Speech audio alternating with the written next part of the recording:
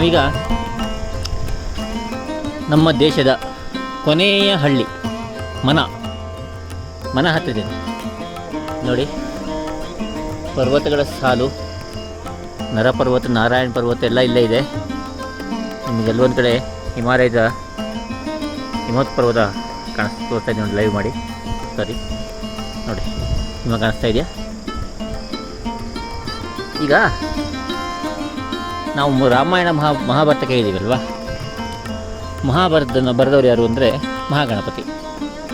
ಎಲ್ಲಿ ಕೂತ್ಕೋಬಾರ್ದ ಅಂದರೆ ಬರೆದಿದ್ದೀವಿ ಅಂತ ಅಷ್ಟೇ ಹೇಳ್ತೀವಿ. ಈಗ ನಾನು ನಿಮಗೆ ಮಹಾಗಣಪತಿ ಮಹಾಭಾರತವನ್ನು ಎಲ್ಲಿ ಕುಂತು ಬರೆದ ಅನ್ನೋದನ್ನು ನಾನು ನಿಮಗೆ ತೋರಿಸ್ತೀನಿ. ಹಾಗೆ ವ್ಯಾಸರು ಅದನ್ನು ಎಲ್ಲಿ ಕುಳಿತು ಹೇಳಿದರು ಅನ್ನೋದನ್ನು ತೋರಿಸ್ತೀನಿ.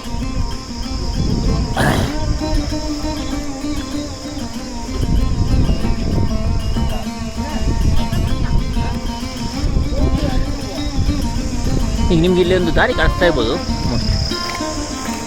ಈ ದಾರಿ ಇದೆಯಲ್ಲ, ಇದು ಪಾಂಡವರು ಸ್ವರ್ಗಾರೋಹಣೆಗೆ ಹೋದಂಥ ಒಂದು ಜಾಗ. ಈ ಬೆಟ್ಟದ ಕೆಳಗಡೆ ದ್ರೌಪದಿ ಮೃತಪಟ್ಟಳು, ಅಂದರೆ ತನ್ನ ದೇಹ ತ್ಯಾಗ ಮಾಡಿದ್ಲು. ಅದ ನಂತರ ಹಾಗೆ ನಕುಲ ಸಹದೇವ, ಹಾಗೆ ಕೊನೆಯಲ್ಲಿ ಭೀಮ ಆದಮೇಲೆ ಧರ್ಮರಾಯ ತನ್ನ ನಾಯಿ ಜೊತೆಗೆ ಸ್ವರ್ಗಕ್ಕೆ ಹೋದಂಥ ಜಾಗ ಸ್ವರ್ಗಾರೋಹಿಣಿ ಅಂತ ಹೇಳ್ತಾರೆ. ಅದು ಇದೇ ರೋಡಲ್ಲಿ ಬರೋದು. ಈಗ ಇಲ್ಲಿ ಸ್ವಲ್ಪ ಉಸಿರಾಟ ಸಮಸ್ಯೆ ಇದೆ, ಆಕ್ಸಿಜನ್ ಲೆವೆಲ್ ಕಡಿಮೆ ಇದೆ.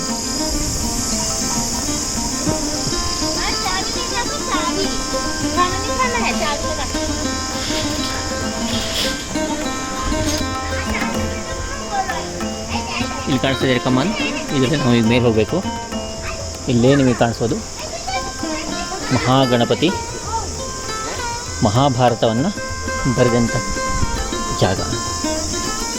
ಇದಕ್ಕೆ ಗಣಪತಿ ಗುಹಾ ಅಂತ ಕರೀತಾರೆ.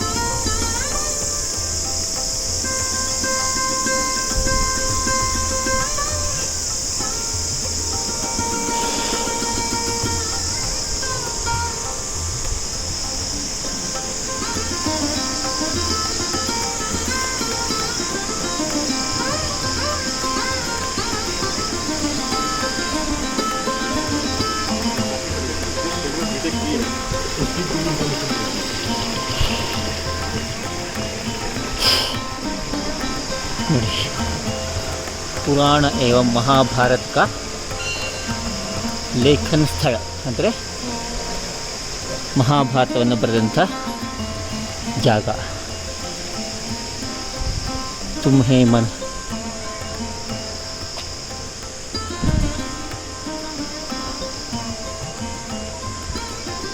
ಇದು ಗಣಪತಿ ಗುಹಕ್ಕೆ ಹೋಗುವಂಥ ಜಾಗ.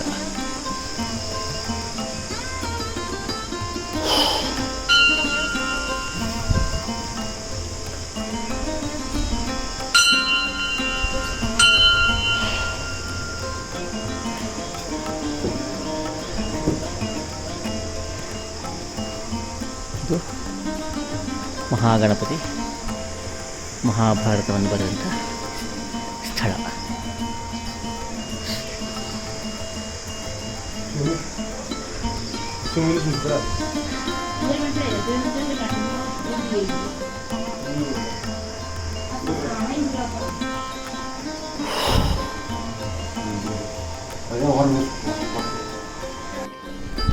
ಈಗ ನಾವು ವ್ಯಾಸಗುಹಾ ಅಂದರೆ ವ್ಯಾಸ ಮಹರ್ಷಿಗಳು ಇಲ್ಲೇ ಕುಳಿತು ಕೆಳಗೆ ಗಣಪತಿ ಗುಹೆಯಲ್ಲಿರುವಂಥ ಗಣಪತಿಗೆ ಮಹಾಭಾರತವನ್ನು ಹೇಳಿದರು. ಇದು ನೋಡಿ, ಇದು ವ್ಯಾಸಗುಹಾ.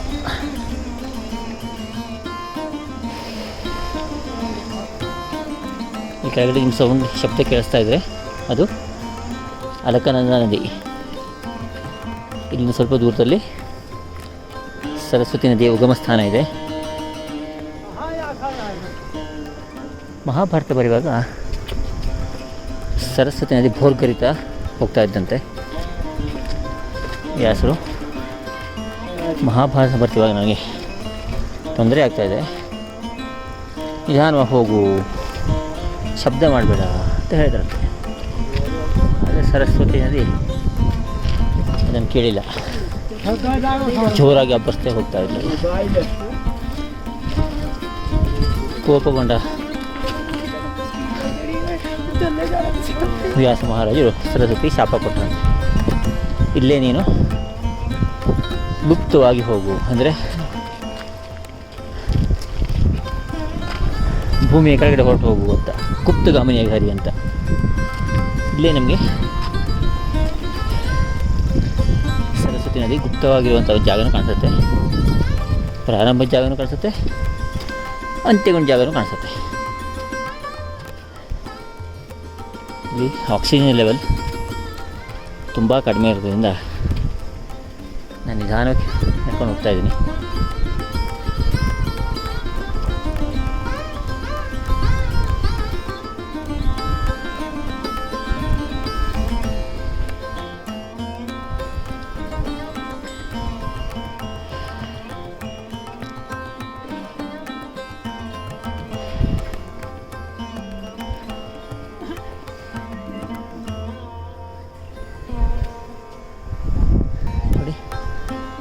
ಕಾಣಿಸ್ತಾ ಇದೆಯಲ್ಲ, ಇದೇ ವ್ಯಾಸಗುಹ. ಈ ಕಲ್ಲುಗಳು ಪದರ ಪದರ ಆಗಿದೆ. ಇಲ್ಲಿ ಹೇಳುವಂತೆ ಇದು ಮಹಾಭಾರತದ ಪತ್ರಗಳು, ಒಂದರ ಮೇಲಂತೆ ಒಂದು ಜೋಡಿಸಿದಾಗ ಹೀಗಾಗಿದೆ ಅಂತ ಹೇಳ್ತಾರೆ. ವೇದವ್ಯಾಸರು ಮಹಾಭಾರತ ಹೇಳಿದಂಥ ಒಂದು ಜಾಗ.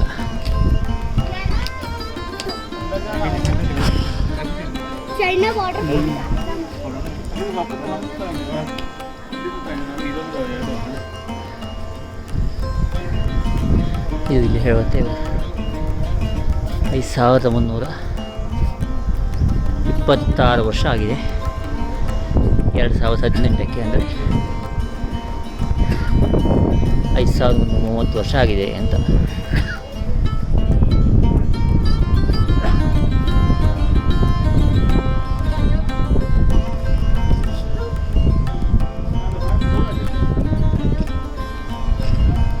ಕ್ಯಾಂಪಿಗೆ ಹೋಗುದು.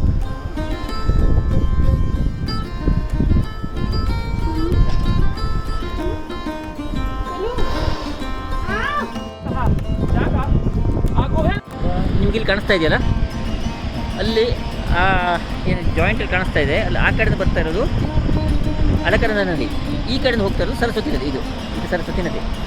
ನಿಮ್ಗಲ್ಲಿ ನೋಡಿ ಅಲ್ಲಿ ಜಾಯಿನ್ ಆಗೋಟ ಇದರಲ್ಲಿ ಆಲ್ಮೋಸ್ಟ್ ಅದು ನಿಂತೋಗಿದೆ, ಅದು ಆರ್ಭಟ ನಿಂತೋಗಿದೆ ಸರಸ್ವತಿ ನದಿ. ಇದು ವ್ಯಾಸ ಮುನಿಯ ಶಾಪ.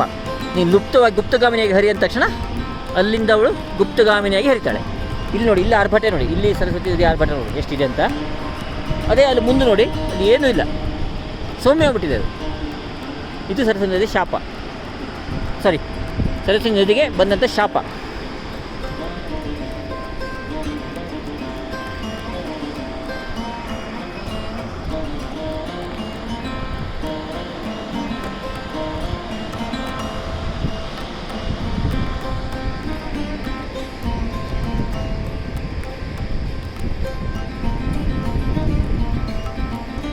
ಈಗ ನಾವು ಕೆಳಗಡೆ ನಡ್ಕೊಂಡು ಹೋಗ್ತಾ ಇದ್ದೀವಿ. ಇಲ್ಲಿ ಏನು ನಿಮ್ಗೆ ಕಾಣಿಸ್ತಾ ಇದೆ, ಇದು ಸ್ವರ್ಗಾರೋಹಣಿಗೆ ಹೋಗುವಂಥ ರಸ್ತೆ. ಇಲ್ಲಿ ಪಾಂಡವರು ಸ್ವರ್ಗಾರೋಹಣಿಗೆ ಹೋಗ್ತಾರೆ.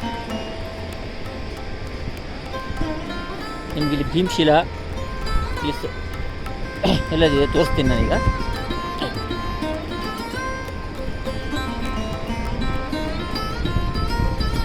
ಭೀಮ್ ಫೂಲ್ ಅಂತ ಕರೀತಾರೆ ಅದನ್ನು.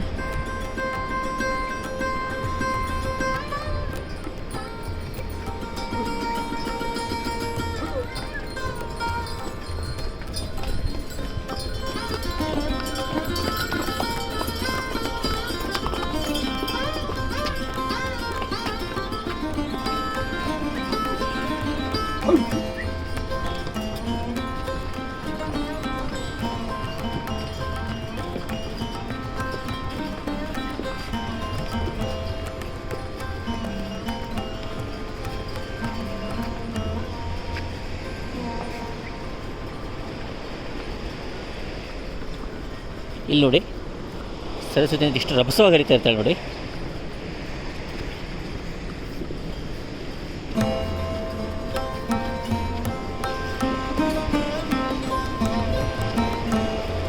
ಈ ಶಬ್ದ ಇದೆ ನೋಡಿ, ಈ ಸ್ಪೀಡ್ ನೋಡಿ, ಇಷ್ಟು ಸ್ಪೀಡಲ್ಲಿ ಹರಿತಾ ಇರುವಂಥ ನದಿ ನಾನು ಆವಾಗಲೇ ತೋರಿಸ್ದಂಗೆ ಮಂದಾಗ್ಬಿಡ್ತಾರೆ, ಅಲ್ಲಿ ಯಾವುದೇ ಶಬ್ದನೇ ಮಾಡಲ್ಲ. ಇದಕ್ಕೂ ಇದು ತೋರಿಸ್ತೀನಿ, ಇನ್ನೂ ಅರ್ಪಟ್ಟು ತೋರಿಸ್ತೀನಿ ಇಲ್ಲಿ.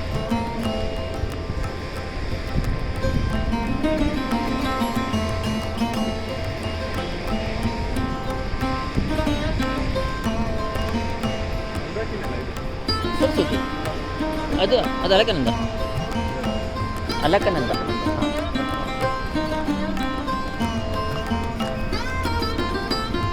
ಒಬ್ಬರು ಸ್ವಾಮೀಜಿ ಕೂಗ್ತಾ ಇದ್ರು, ಇದಾರೆ ಇಲ್ಲೋ ಗೊತ್ತಿಲ್ಲ, ನೋಡ್ತೀನಿ. ಹಾಂ, ಇದ್ದಾರೆ.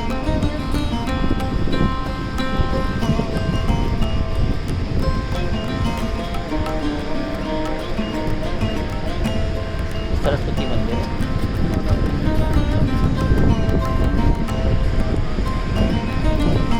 ಈ ಜಾಗ ಒಂದು ತೋರಿಸ್ಬಿಡ್ತೀನಿ, ಆಮೇಲೆ ಇಲ್ಲಿ ತೋರಿಸ್ಬಿಡ್ತೀನಿ. ಇಲ್ಲಿ ನೋಡಿ, ನಿಮಗೆ ಇಲ್ಲೊಂದು ಈ ನದಿ ಕೈದು ನೀರು ಕಾಣಿಸ್ತಾ ಇದೆಯಲ್ಲ, ಇದು ಹಿಮಾಲಯದ ಮಾನಸ ಸರೋವರದಿಂದ ಬಂದಂಥ ನೀರು ಅಂತ ಹೇಳ್ತಾರೆ. ಇಲ್ಲಿ ನೀರನ್ನು ಚೆಕ್ ಮಾಡಿದಾಗಲೂ ಅಷ್ಟೇ, ಇಲ್ಲಿ ನೀರು ಮತ್ತು ಅಲ್ಲಿ ನೀರು ಸಿಗುವಂಥ ನೀರು ಎರಡೂ ಒಂದೇ ಥರ ಇತ್ತಂತೆ. ಹೀಗಾಗಿ ಇದು ಹಿಮಾಲಯದಿಂದ ಬಂದಂಥ ನೀರು ಅಂತ ಹೇಳ್ತಾರೆ. ಈಗ ಇಲ್ಲಿ ನೋಡಿ, ನಾನು ನಿಮ್ಗೆ ಹೇಳಿದ್ನಲ್ಲ, ಸರಸ್ವತಿ ನದಿ ಆರ್ಭಟ ನೋಡಿ, ಇಷ್ಟೊಂದು ರಭಸವಾಗಿ ಹರಿಯುವಂಥ ನೀರು ಮುಂದೆ ಹೋದಂಗೆ ಇದು ಲುಪ್ತವಾಗಿಬಿಡುತ್ತೆ. ಅಂದರೆ ಅದರ ಆರ್ಭಟ ಏನೂ ಇರೋದಿಲ್ಲ. ಅದಕ್ಕೆ ಹೇಳೋದು ಇದು ಗುಪ್ತಗಾಮಿನಿಗೆ ಹರಿದಾಳೆ. ಇದೇ ಸರಸ್ವತಿ ನದಿಯ ವಿಶೇಷ ಅಥವಾ ವ್ಯಾಸಮುನಿಯ ಶಾಪ. ವೀಕ್ಷಕರೇ, ಈಗ ನಾವು ಸರಸ್ವತಿ ನದಿಯ ಕೆಳಗಡೆ ಬಂದಿದ್ದೀವಿ ನೋಡಿ. ಅಲ್ಲಿ ಮೇಲ್ಗಡೆ ನಿಮಗೆ ಭೀಮಶಿಲಾ ಅಂತ ಯಾವುದು ಅಂತ ಕೇಳಿದ್ರಲ್ವ ಅವಾಗ, ನಾನು ಇದು ಭೀಮಶಿಲಾ ಅಂದರೆ ತೋರಿಸ್ತೀನಿ ಯಾವುದು ಅಂತ. ಇದು ಕಾಣಿಸ್ತಾ ಇದೆಯಲ್ಲ, ಇದೇ ಭೀಮಶಿಲಾ, ಇದೇ ಸರಸ್ವತಿ ನದಿ. ದ್ರೌಪದಿಗೆ ಸರಸ್ವತಿ ನದಿ ದಾಟಗಾಲಿದ್ದ ಭೀಮ ಆ ಕಲ್ಲಂತಲ್ಲಿ ಇರ್ತಾನೆ, ಅದನ್ನೇ ಭೀಮಶಿಲಾ ಅಂತ ಕರೀತಾರೆ. ಈಗ ನಾವಿಲ್ಲಿ ಇದು ನಿಜವಾದ ಐಸ್ ವಾಟ್ರು, ಅದರಲ್ಲಿ ಸ್ನಾನ ಮಾಡಬೇಕು ಅಂತ ಒಂದು ಯೋಚನೆ ಮಾಡ್ತಾ ಇದ್ದೀವಿ, ನೋಡೋಣ. ಇದು ನೋಡಿ, ಇದೇ ಸ್ಥಳ.